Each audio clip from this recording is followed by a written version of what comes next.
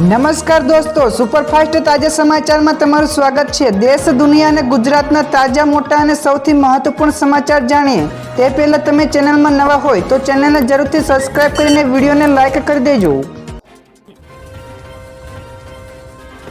સૌથી પહેલા દોસ્તો આપણે વાત કરીએ તો સૌથી સસ્તો 5G સ્માર્ટફોન લોન્ચ થશે। આગામી સમયમાં ભારતમાં સૌથી સસ્તો 5G સ્માર્ટફોન લોન્ચ કરવામાં આવશે। તો રિલાયન્સ જીઓ સસ્તો 5G સ્માર્ટફોન બનાવવા ઝડપથી કામ કરી રહી છે। તો આગામી ટૂંક સમયમાં જીઓ ફોન ઉપર ચિપસેટ સાથે વર્ષના અંત સુધીમાં ભારતમાં ઉપલબ્ધ થશે। તો જીઓના 5G સ્માર્ટફોનની કિંમત લગભગ 10,000થી પણ ઓછી હોઈ શકે છે। બીજા સૌથી મોટા સમાચાર, મહાનગરપાલિકાઓમાં યોજાશે ત્રિદિવસીય મિલેટ મહોત્સવ। જ્યાં દર્શક મિત્રો, રાજ્યભરની મહાનગરપાલિકાઓમાં 3 દિવસના મિલેટ મહોત્સવનું આયોજન થવા જઈ રહ્યું છે। તો 1 માર્ચથી લઈને 3 માર્ચ 2024 દરમિયાન ત્રિદિવસીય મિલેટ મહોત્સવનું આયોજન કરવામાં આવશે। તો આ મહોત્સવથી ભારતના પરંપરાગત જાડા ધાન્યો શ્રી અન્ન અંગેની લોકોને જાગૃતિ કેળવાશે। તો જાડા ધાન્યોને પ્રોત્સાહન આપવા મિલેટ મહોત્સવનું આયોજન કૃષિ મંત્રી રાઘવજી પટેલના નેતૃત્વ હેઠળ યોજવામાં આવશે। આગળ દોસ્તો વધુ એક સૌથી મોટા સમાચાર, આ વખતે શિવરાત્રી મેળો બનશે સ્માર્ટ। જૂનાગઢના ભવનાથમાં 5 થી 8 માર્ચ સુધી શિવરાત્રીના મહામેળાનું આયોજન કરાયું છે। તો દર વર્ષે મહાવદ નોમથી લઈને 13 સુધી મેળો યોજાય છે। તો આ વર્ષમાં મેળા માટે જૂનાગઢ તંત્ર સજ્જ છે। તો આ મેળામાં ભક્તો માટે પહેલીવાર QR કોડની સુવિધા શરૂ કરવામાં આવી છે। તો કોડ સ્કેન કરતા ભક્તોને શૌચાલયથી લઈને પાર્કિંગની લોકેશન મળશે, સાથે જ આશ્રમોમાં લોકેશનની માહિતી પણ મળશે। તો આ વર્ષે મેળામાં મોટી સંખ્યામાં ભક્તો ઉમટી શકે છે।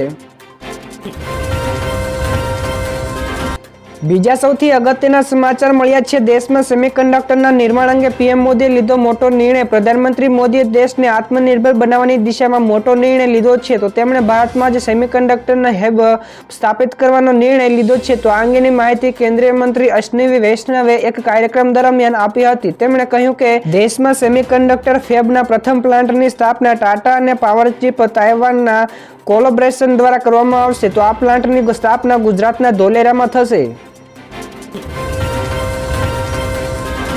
બીજા સૌથી મહત્વપૂર્ણ સમાચાર, CR પાટીલે ભાજપને લઈને કરી ખાસ જાહેરાત। લોકસભાની ચૂંટણીને લઈને ભાજપ ફૂલ તૈયારી કરી રહ્યું છે। ત્યારે ભાજપ પ્રદેશ અધ્યક્ષ CR પાટીલે લોકસભા ચૂંટણી માટે પ્રદેશ ચૂંટણી પ્રબંધક સમિતિના સંયોજક અને સહસંયોજકના નામોની જાહેરાત કરી છે, જેમાં 5 નામો સામેલ છે। તો નવનિયુક્ત સંયોજક અને સહસંયોજકને અભિનંદન તેમજ શુભકામનાઓ પણ આપવામાં આવી રહી છે।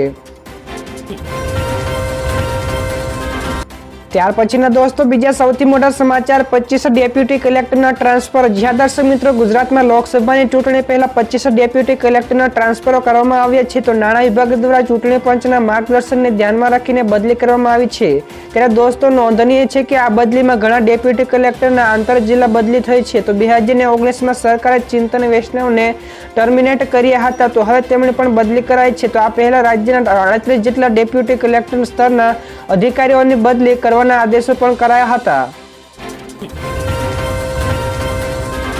ત્યાર પછી દોસ્તો વધુ એક મહત્વપૂર્ણ સમાચાર મળ્યા છે। 300 યુનિટ વીજળી ફ્રી। તો આ રીતે કરો અરજી। તો સરકારે આજે 300 યુનિટ ફ્રી વીજળી સ્કીમને લીલી ઝંડી આપી છે। તો આ યોજનાનો લાભ લેવા અહીં આપેલા સ્ટેપ અનુસરો, જેના માટે તમારે www.solarrooftop.government.in ઉપર પોર્ટલ ઉપર જઈને અરજી કરવાની રહેશે। અહીં તમને સોલાર પેનલ ઇન્સ્ટોલેશનનો ખર્ચ જાણી શકશો। તો સોલાર પેનલ લગાવ્યા બાદ તમને સબસિડી પણ મળશે।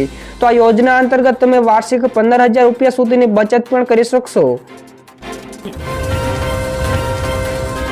ફટાફટ દોસ્તો આગળના બીજા અગત્યના સમાચાર, વિધાનસભાના બજેટ સત્રની કાર્યવાહી પૂર્ણ। તો ગઈકાલે ગુજરાતમાં 15મી વિધાનસભાનું ચોથું સત્ર પૂરું થઈ ગયું છે। તો હવે અનિશ્ચિત કાળ સુધી વિધાનસભાની કાર્યવાહી મુલતવી રાખવામાં આવી છે। તો આ પહેલા પણ વિધાનસભામાં ગુજરાત સહકારી મંડળી અધિનિયમ 1961માં સુધારો કરવામાં આવ્યો હતો। તો સહકાર રાજ્યમંત્રીએ કહ્યું કે આ સુધારો ગુજરાતની સહકારી પ્રવૃત્તિઓને વધુ સુદૃઢ બનાવશે।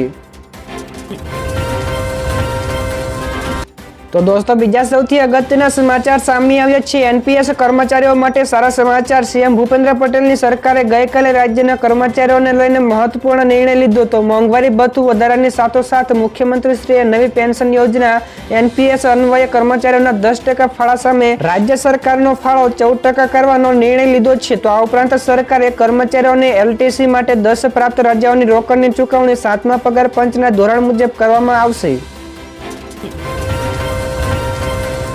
આગળ દોસ્તો બીજા સૌથી મહત્વપૂર્ણ સમાચાર, મફત વીજળી સ્કીમને સરકારે આપી લીલી ઝંડી। વડાપ્રધાન નરેન્દ્ર મોદીની અધ્યક્ષતામાં ગઈકાલે કેબિનેટની બેઠક મળી હતી। તો બેઠકમાં પીએમએ સૂર્ય ઘર મફત વીજળી યોજનાને મંજૂરી આપવામાં આવી છે। તો આ યોજના હેઠળ 1 કરોડ ઘરોને 300 યુનિટ મફત વીજળી આપવામાં આવશે। તો આ યોજના વિશે માહિતી આપતા કેન્દ્રીય મંત્રી અનુરાગ ઠાકુરે પણ કહ્યું કે જે 1 કરોડ પરિવારોને 300 યુનિટ મફત વીજળી મળશે તેઓને વાર્ષિક 15,000 રૂપિયાની આવક પણ થશે। તો આ એક ક્રાંતિકારી યોજના છે। ઝડપથી દોસ્તો બીજા સૌથી મહત્વપૂર્ણ સમાચાર, ધોરણ 10ના વિદ્યાર્થીઓની હોલ ટિકિટ જાહેર થઈ। ગુજરાત શિક્ષણ બોર્ડ દ્વારા ધોરણ 10ના વિદ્યાર્થીઓ માટે પરીક્ષાની હોલ ટિકિટ જાહેર કરાઈ છે। તો તારીખ 11મી માર્ચથી શરૂ થનારી બોર્ડની પરીક્ષામાં જિલ્લામાંથી 25,000થી વધુ વિદ્યાર્થીઓ પરીક્ષા આપશે। તો ધોરણ 12 સાયન્સ પ્રવાહના 14,000 અને વિજ્ઞાન પ્રવાહના 5,391 જેટલા વિદ્યાર્થીઓ પરીક્ષા આપશે। તો વિદ્યાર્થીઓ શિક્ષણ બોર્ડની સત્તાવાર વેબસાઇટ gsrb.org ઉપર જઈને હોલ ટિકિટ ડાઉનલોડ કરી શકશે। ત્યાર પછી દોસ્તો આગળ શેર માર્કેટના સમાચાર પણ મળ્યા છે। લીલા નિશાન ઉપર બંધ રહ્યું હતું શેર બજાર। તો સપ્તાહના ચોથા કારોબારી દિવસે એટલે કે ગઈકાલે શેર બજારમાં બે તરફી વધઘટ જોવા મળી। જો કે ટ્રેન્ડિંગ સેશન્સના બજારમાં સુધારા સાથે બંધ થયું હતું। ત્યારે BSE સેન્સેક્સમાં 195 પોઈન્ટ વધીને 72,500 અંક ઉપર બંધ રહ્યો, જ્યારે NSEના નિફ્ટીનો સૂચકાંક 31 પોઈન્ટ સુધરીને 21,983 અંક ઉપર બંધ રહ્યો હતો। તો બેંક નિફ્ટીમાં પણ ગઈકાલે સુધારા સાથે બંધ રહી હતી। ત્યાર પછી દર્શક મિત્રો બીજા સૌથી મહત્વપૂર્ણ સમાચાર મળ્યા છે। 9 લાખ કર્મચારીઓને મોટો ફાયદો થશે। રાજ્યના કર્મચારીઓને લઈને સરકારે મહત્વપૂર્ણ નિર્ણય લીધો છે। સીએમ ભૂપેન્દ્ર પટેલની સરકારે મોંઘવારી ભથ્થામાં જુલાઈ 2023થી 4% વધારો જાહેર કર્યો છે। તો એરિયર્સની ચૂકવણી 3 હપ્તામાં એટલે કે 1 જુલાઈ 2023થી ફેબ્રુઆરી 2024 સુધીની તફાવતની રકમ ચૂકવાશે। તો રાજ્યના પંચાયત સેવા તથા અન્ય એમ કુલ 4.45 લાખ કર્મચારીઓને અને અંદાજે 4.63 લાખ નિવૃત્ત કર્મચારીઓને લાભ થશે। ત્યારબાદ દોસ્તો બીજા સૌથી મોટા સમાચાર સામે આવ્યા છે। કચ્છમાં આવ્યો જોરદાર ભૂકંપનો આંચકો। કચ્છ જિલ્લામાં ફરી એકવાર ધરતી ધ્રુંજી ઉઠી છે। તો મળતી માહિતી અનુસાર કચ્છ જિલ્લાના દુધઈ નજીક જોરદાર ભૂકંપનો આંચકો અનુભવાયો છે। તો ગઈકાલે સવારે 10 વાગ્યાની આસપાસ 26 મિનિટે ભૂકંપનો આંચકો અનુભવાયો હતો। તો રિક્ટર સ્કેલ ઉપર આંચકાની તીવ્રતા 2.9ને માપવામાં આવી છે। તો હાલ કોઈ પણ પ્રકારની જાનહાનિના સમાચાર પ્રાપ્ત થયા નથી। ત્યાર પછી દોસ્તો બીજા સૌથી મહત્વપૂર્ણ સમાચાર, ઇસરો 2028માં ચંદ્રયાન 4 લોન્ચ કરશે। ચંદ્રયાન 3ની સફળતા બાદ ઇસરો ચંદ્રયાન 4ની મિશનની તૈયારી કરી રહ્યું છે। તો ઇસરોના નિવેદન અનુસાર તેને 2028ની આસપાસ લોન્ચ કરવામાં આવી શકે છે। તો આને લુપેક્સ મિશન પણ કહેવામાં આવશે। તો સ્પેસ એપ્લિકેશન સેન્ટરના ડોક્ટર નિલેશ દેસાઈએ જણાવ્યું કે આ મિશનનો ઉદ્દેશ દક્ષિણ ધ્રુવની નજીક ઉતરાણ કરવાનો અને ખડકોના નમૂના એકત્રિત કરવાનો છે। તો જો સફળ થશે તો ભારત ચંદ્રની સપાટી પરથી માટી લાવનાર વિશ્વનો ચોથો દેશ બની જશે।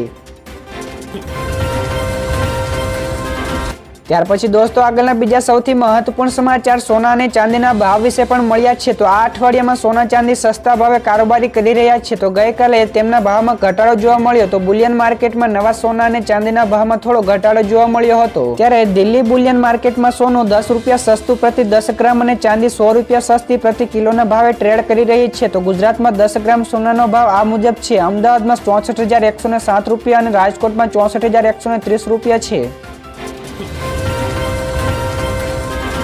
તો દોસ્તો બીજા સૌથી અગત્યના સમાચાર સામે આવ્યા છે। લોકસભા ઉમેદવારો પર ગઈકાલે નિર્ણય લેવાયો। દિલ્હીમાં ગુજરાતને લોકસભા ચૂંટણીના માટેના ઉમેદવારોના નામોને લઈને કોર કમિટીની ચર્ચા થશે, જેમાં પીએમ મોદી તથા અમિત શાહ ઉપર હાજર રહેશે। તો નિરીક્ષકો પાસેથી તમામ નામોનું લિસ્ટ લેવાયું હતું। તો 3 બેઠકો બાદ કરતા વર્તમાન સાંસદ સભ્યોને રવાના કરાશે। તો ગાંધીનગર, નવસારી અને જામનગરના વર્તમાન સાંસદોના નામ પર મોહર લાગી ગઈ છે। તો અમિત શાહ, CR પાટીલ અને પૂનમ માંડવમાં યથાવત રહેવાના છે।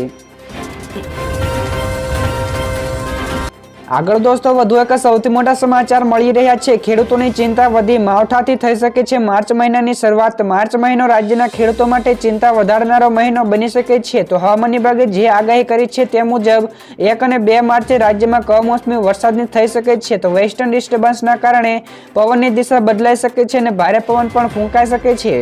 અંબાલાલ પટેલની આગાહી મુજબ 15 માર્ચ સુધી રાજ્યના વાતાવરણમાં ફેરફાર જોવા મળશે। તો અને કમોસમી વરસાદ પણ થઈ શકે છે।